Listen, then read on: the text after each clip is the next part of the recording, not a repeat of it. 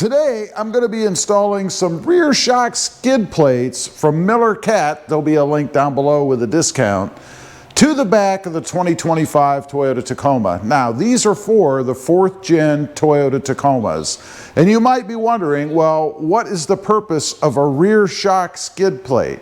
Well, so that I get it right, I've got it pulled up here in front of me. It's a two-piece kit that covers the driver's side and passenger side rear shock mounts, including the mounting bolt and lower shock body.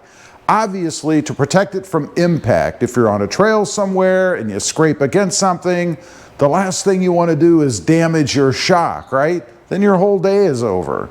It protects against frontal hits and direct upward strikes on rough trails, rock gardens, and overlanding routes. Again, it is for the 2024 now through 2026 Toyota Tacoma, and it doesn't matter what the trim is on the vehicle.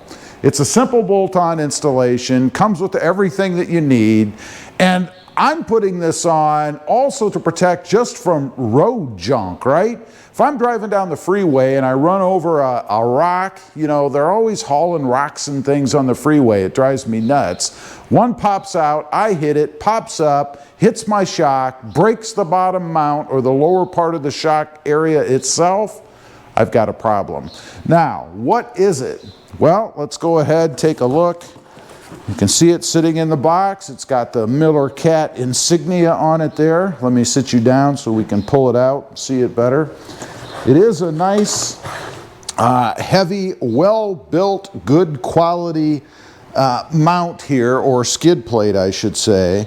Very simple to put on, again, just 2 bolting points. This is one. It comes with 2.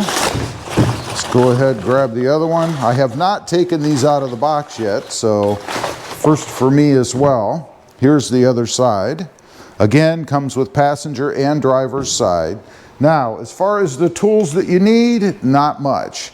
Comes with the hardware here, pretty simple. You need a 13mm wrench, 13mm socket, of course a ratchet, and then a torque wrench.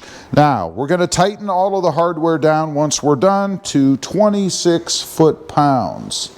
Okay, as I mentioned, it's pretty easy. You want to locate the rear shock mount. We're on the driver's side, of course.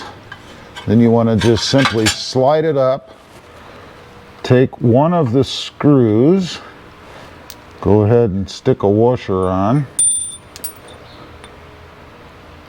Probably should have put the washer on before I crawled under here with one hand, right?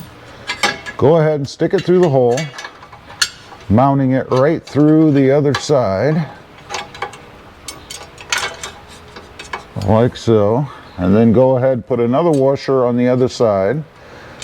And the nut is going to go on the side of the tire, so the outside of the truck, if you will. Go ahead and get that started.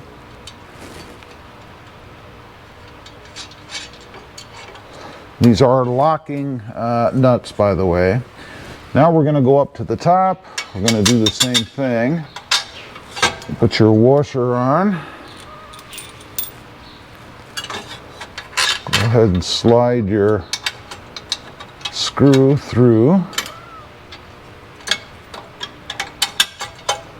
Oh, like so. Put your washer on the other side. I said this was simple, right? Go ahead and get that started.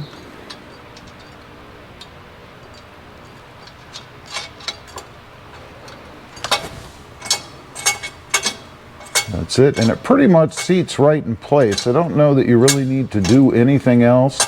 I might push it up just a little bit so that it sits on the bottom of the bracket, or you could probably just leave it the way that it is. I don't know that it's that big a deal.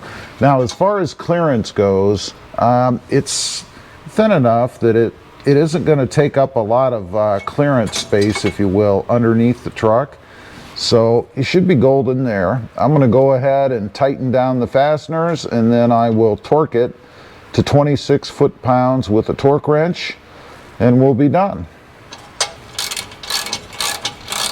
By the way, one thing I want to note, the instructions do say that you should do all of this with a hand tool. So they do not recommend using power tools to do this. Just a note for you there. Again, I want to make sure I've got it positioned the way that I want it, which is going to be pretty much just like that.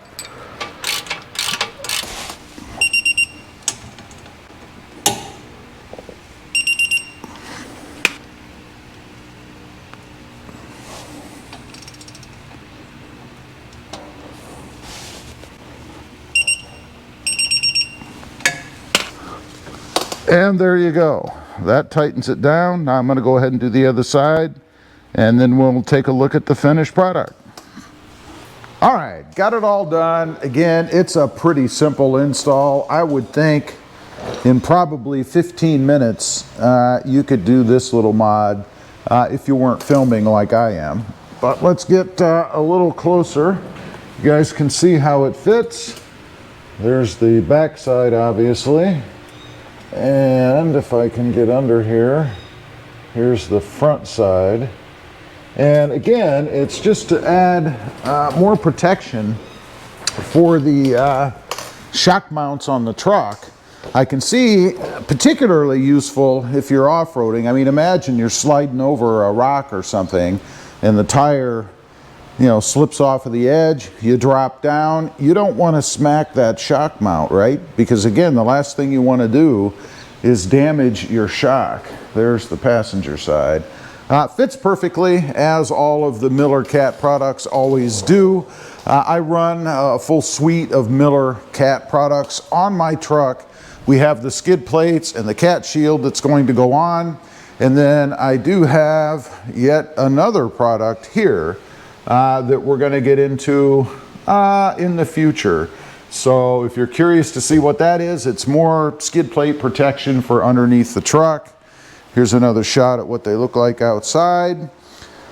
Again, there will be a link down below if you want to check that out. You can save a little bit of cash too. Leave a comment. Let me know what you think. Thanks for watching. Stay safe out there. Oh, and don't forget, click that subscribe button if you haven't before. Bye.